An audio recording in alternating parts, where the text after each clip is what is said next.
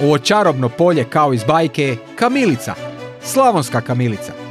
Hrvatska kamilica je vjerojatno najbolja na svijetu iz više faktora, klimatski faktor, postojanost, određeni broj aktivnih komponenti koje kamilica mora imati i to naša kamilica ima, prepoznata u svijetu. A ovo su Filip, Ivona, Tomislav i Matija. Oni su Agristar, obiteljska firma koja već 25 godina proizvodi i prerađuje ljekovito bilje za vaše čajeve.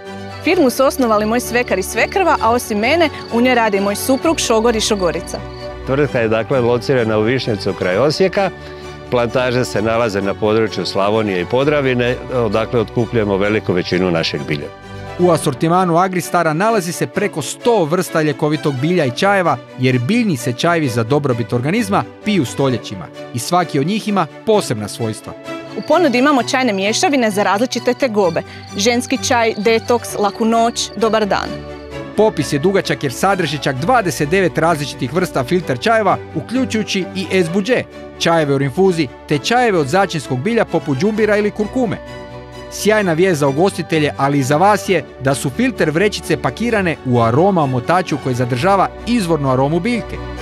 Uz čaj se može najbolje opuštati, uz čaj se može pročitati jako dobra knjiga. Nakon konzumacije čaja se može bolje zaspati, čaj može poslužiti za bolje buđenje za oni koji ne vole kavu, a najbolje od svega da se uz čaj može zaljubiti. I to jako. Agristar čajevi čekaju na vas, naravno u najbližem Sparu. Jer ako je hladno, čaj će vas ugrijati, a ako je vruće, čaj će vas rasladiti. Probajte naše čajeve jer osim što su napravljeni od najkvalitetnijih domaćih biljaka, također ih radimo s puno ljubavi. Da, domaće. Spar, Interspar.